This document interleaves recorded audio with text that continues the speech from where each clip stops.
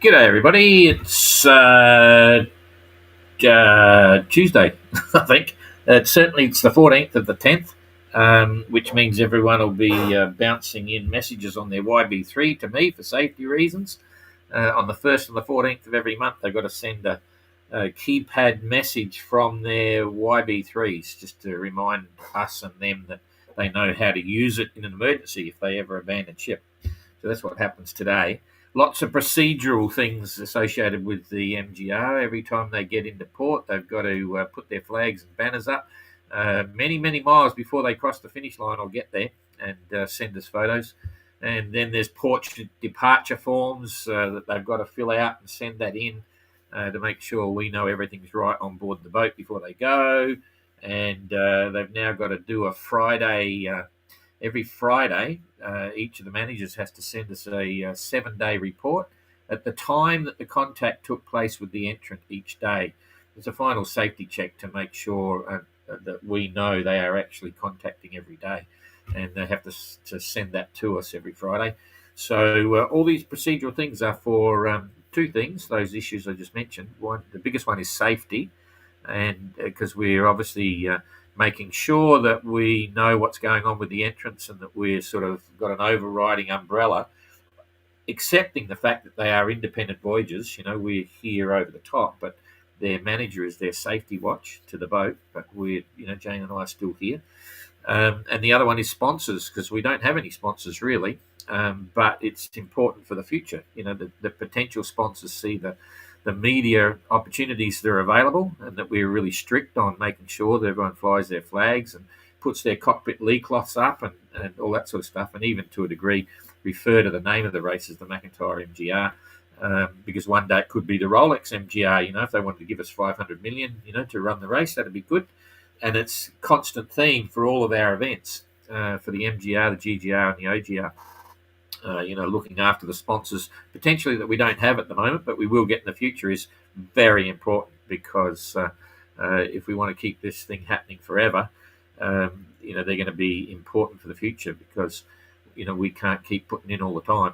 And at the moment, it's all getting very exciting, and we really love the MGR and so on. The other pictures that were at the start, we'll talk about once we do the tracker. We've actually got boats at sea, so that's kind of good. But sails are starting to fall apart.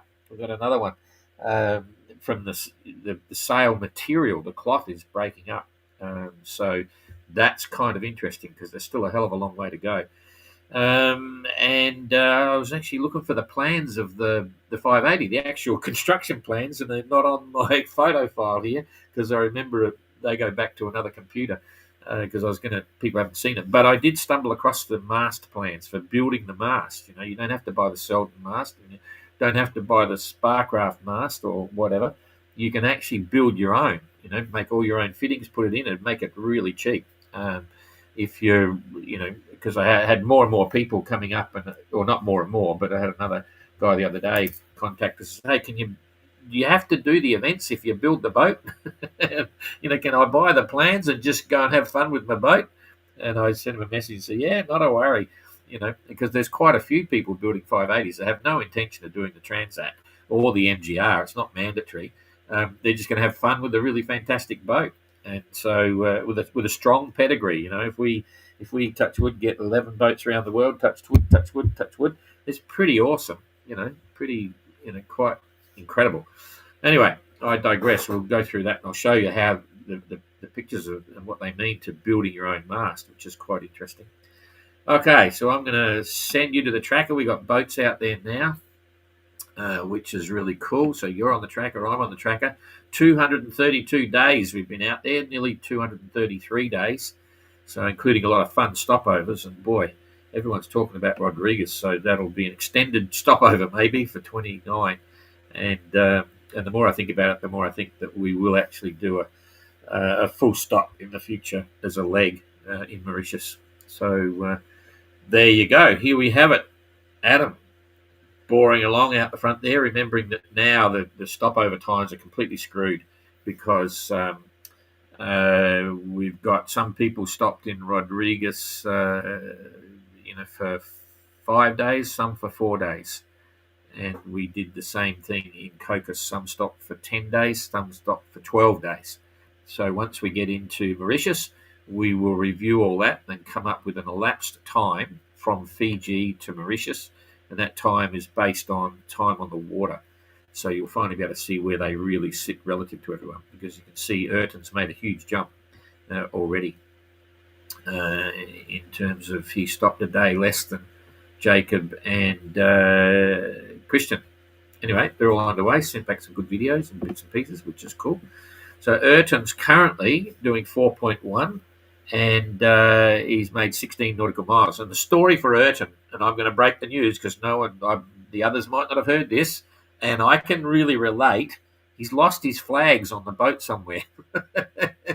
He can't find them. And that happened to me on Bounty Boat. Anyway, we had a very important flag, and we needed it, and we looked for 4 days on the boat trying to find this flag. It's a little bounty boat, 4 of us on board. We all gave up. As soon as we landed, something moved somewhere, and there's the bloody flag. Anyway, so he's got a dispensation at the moment till he finds his bloody flags. Christian, doing 5 knots and managed 31 miles since he's left Rodriguez, that he loves as well. Everyone loves Rodriguez. We should do a T-shirt. We love Rodriguez. Jacob had a good time there, being bikies, 4 of them. 4.5 knots, 47 nautical miles since he left, doing 4.5. And what's Adam doing? 5.8. So you better hurry up, Jacob. 5.8, did 118 miles. So he's happily all bound for Rodriguez. I think, let's have a look at the wind. I haven't looked at it for a couple of days. We weren't there yesterday because there was no one out there. Okay, so just pushing the wind back, see what they got. 14, 15 is constant, gets a little bit stronger, a little bit lighter at the island, but that's fine. 14, 15, 16, they'll be there by then. Adam will anyway. Yeah, it's reasonable. It's pretty consistent all the way through. And that's a few days later, and I think the sea should be down. I don't know what. The sea always seems to be reporting higher than what it actually is. It's gone behind there. So anyway, yeah, it's showing a good solid 3 meters. We'll get a report soon from someone telling us what they got. It might be that. And currents. Are there any head currents? Nope. They're all a little bit of a whirlpool here just in front of Adam, and then the rest of it straight forward. So that's not too bad either. And cloud-wise, they got blue sky, a bit of a mix. So that's looking pretty good. Okay, I think let's just see we're here. We'll wind this back and see what's happening down south. All looks pretty reasonable. We've got a lot going on with Vince in Durban at the moment. They're really geared up well for the arrival of the boats, and lots of things going on there with the Royal Natal Yacht Club and the marina and all that sort of thing. So going to be quite nice to get there. You can see the breeze there starting to come in. So you've got a contrary one there from Durban. It's coming from the northeast, and here it's coming from the southwest. Let's see what happens and when they converge. There's from what I'm seeing, there's less and less severe stuff on this lot, but nonetheless, I'm just going to bounce that through a couple of days. Hang on, got to press that one, and here it comes. You can see it's softer, but there's the headwind. So there's 1 day, that's 14, 15, and then it's gone again, but it's light. And there's another lot coming that's a bit tougher. So it's still a big share. There's 16. Come through really fast, eh? A day later, 17. It's calm and it's turning the other way. That's when you would have gone. So Durban, there's 1 day, 17. Plenty of breeze. Jeepers, you only get 1.5 days. You can't get very far on that. And then it comes back again. So that was still pretty quick. Mainly southwest, and it goes quiet. Can't really go out then because you just go now. So you've got a light winds, but you're sailing. So that's on the 20th. So, yep, nice breeze. 20th, 21, 22. So you only get 2 days again. Boy, and they've got to go usually about 253, 300 miles. So that would have been a tough one. And then we ran out of weather forecasting. Anyway, part of the fun. But it seems to be they should slow up and get bigger and softer systems, which sticks out for at least 3 days or something. They need 3-day windows to get through that lot. So that's about all we need to look at there. I'm coming back here now. So I'm back here and I'm on the blower here. I've just got a ding. I'm just going to see because it's from one of the entrants. Oh no, that's cool. That's cool. Okay, so I'm going to read you the entrant reports from yesterday, Saturday. We did Saturday. Yesterday, Skookum arrived in Rodriguez, blah, blah, blah. I think we did that. Enjoying the island vibe of this beautiful place. It's an interesting mix of Indian, African, and French cultures. Looking forward to reconnecting with the rest of the fleet in Mauritius. Too true. Update from Sunbear, the 14th. What a fantastic stay in Rodriguez. I must say, out of all the islands I've visited, this takes the cake. Beautiful people, friendly, and the way of life is amazing. The beaches and coral reef scenery is incredible. Sunbear heads to Mauritius tonight around 5:05 UTC. Looking forward to catching up with the rest MGR family. All the best, Eric. Argo. The short stay in Rodriguez was a highlight of the trip so far. Everyone is very friendly and relaxed. We explored the island on scooters and saw a lot. I attended the celebration of their independence and got on quite well with the locals over a glass or two of rum and whiskey. I'm a little sad to have to leave the island, but after setting off this morning, I'm enjoying perfect sailing conditions on my way to Mauritius. There you go. It's always sad when you go, but there's this funny saying that we have about cruising when you're out there. On the average, when you meet other cruising boats, you usually get to hang out for a couple of weeks and then they're gone. And they were cool people.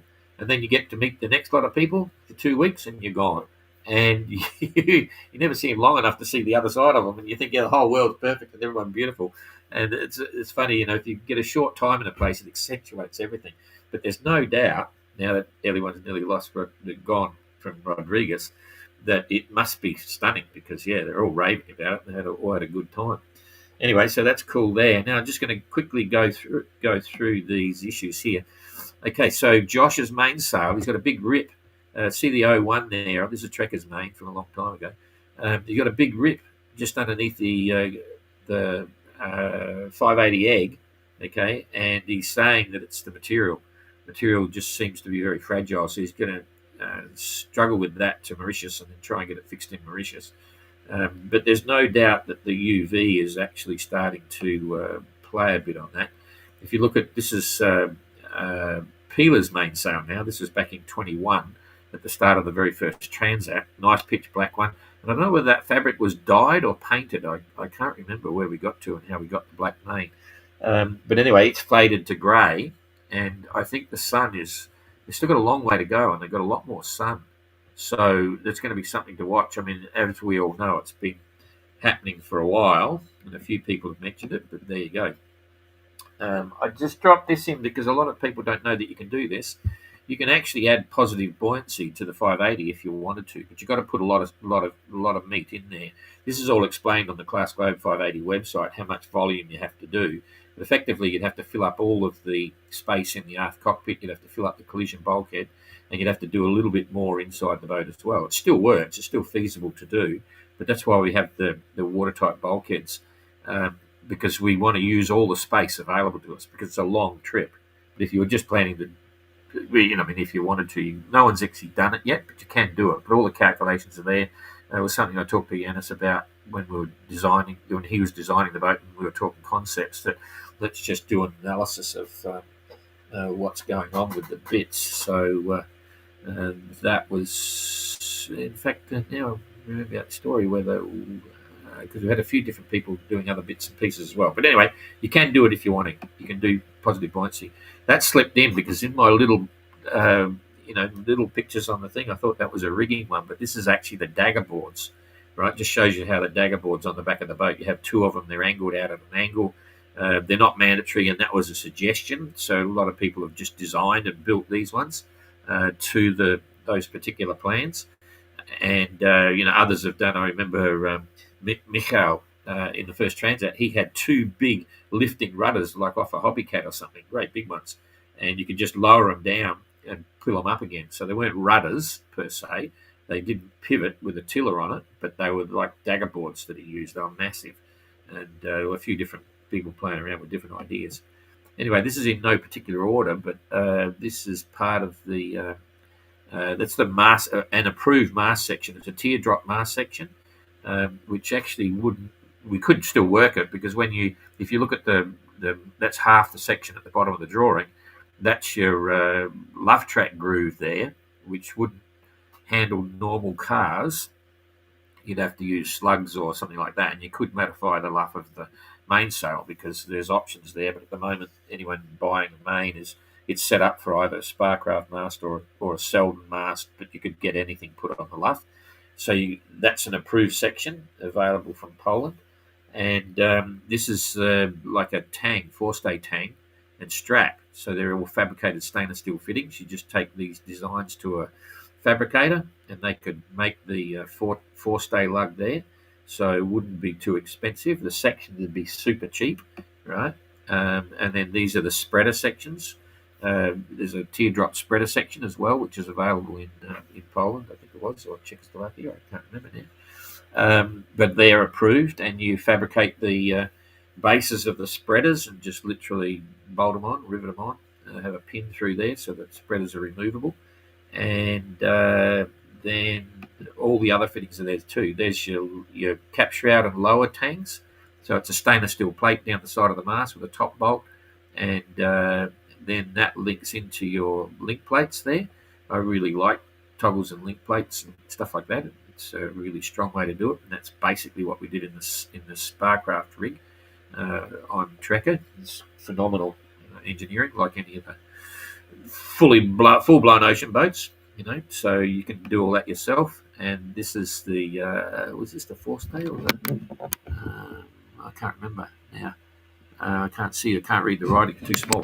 But anyway, that's the same one. Yeah, that's the lowers and the I think that's the lowers and the inner forestay. I can't remember now. Okay, we'll pass it on and you can work it out. No, it's a lot easier to work out on the plan. This was the very simple sleeve because every boat has to have a sleeve, so you can break it apart and put the mast in a 20-foot container. And this is super simple. The ones on the Selden are a little bit more sophisticated, but nonetheless, this is fine. It works. It's just an internal sleeve and a little collar around there. The rivet's on, so you can just drill the rivets out, pull it apart, and slide it out. The engineering on the Sparcraft mast for the sleeve is massive. It's something to behold. But anyway, probably a bit of overkill, but that's the way it's done. This is the gooseneck arrangement. So you can see it's just made out of a stainless steel U-section along here, and then straps and welded cheeks there onto the mast section. And then you have like a timber boom, or you can have another section, aluminium section boom, but it's all very simple and super strong. Anyone could build that. Any fabricator could get that together. And that's it. Anyway, so you've now seen the basis of building your own mast. It'd be very simple to do. And the situation then is there have only been 3 mast sections approved. Oh, there's that one, the Poland one. There's the Sparcraft section. There's the Selden section. I think we approved one other, and I forget which country it was. But any other sections have to be approved, and once they're done, we only approve one section for a country. And the idea is the rigger has to agree to sell any 580 builder then just the section, so they can make their own mast. So we're not giving anyone in any particular country an exclusive option to provide masts. So if they've approved the mast section, it costs them $150 or something, €150 or whatever, to get that approved. They've got to send us all the stuff. We assess it all, make sure it's got the right XYZ moments on it, and then any rigger in any country can build a mast, a 580 mast. They've got to then, if they want to do the kit, they've got to show us their design of the bits, and we approve that. Costs them nothing to do that, and they can sell them off, or any one 580 builder could buy it and build their own mast. So that's about it. Yep, we've got that. 2 things I wanted to say about that. In the news, not a news section, but just something else. bloody the class 40s, class 40, very popular solo two-handed class running around the world. One of the guys just did 156 nautical mile day in 24 hours. It's a new record. And there's a huge sailing cargo ship out of Nantes, carbon fibre freestanding masts, carbon fibre sails, like big flat sections that stack down thing. I remember talking to Dominic Dubois at Multiplast about 5 years ago. They were working on that concept, and it looks really cool. This is a cargo ship, massive one, one of the biggest ones. It's got two freestanding masts. Amazing system, and the masts have a knuckle that fold down so they go under bridges and stuff. Anyway, I digress, but that's maximum sailboat term anyway. Quite amazing stories. Okay, who's here and watching? Oh, it's Entrant. Greetings from Tracker. Oh, do you want to call us, Entrant? If you're watching, you can call us and we'll have a quick look at what the sea's like. So I hope you find the flags eventually. Roberto, hi Don from Italy. What's the time where they are? It's a couple of hours difference at the moment. I think it's about 3 hours difference from me here. So it's 10:30 here. So it might be earlier. Hang on, I'm not even looking at. Oh, hang on, here's the map. I can tell you. I'm in France here, and each one of these is each one of these is 10 degrees. So and they're over here. So 10, 20, 30, 30, 40, 50. Not quite 60. So 60 is 4:15. It's 4 hours difference. So they're 4 hours ahead. So it's 10:30 here. So it's about 2:30 in the afternoon. How's that for a quick calculation? It must be 2 or 3 hours ahead of Europe. Yeah, it is. So it's 60 degrees by the look of it. That was sticking my finger on the round the world map there. Anyway, 2.3 meters at the moment. Oh, okay. So that's probably about right. On the graphic that was there. So thanks, Erton. Bit of ground proofing, always good to see. Hi from Darwin, good on you. All right, so that's us done. We'll see you tomorrow. Okay, bye-bye.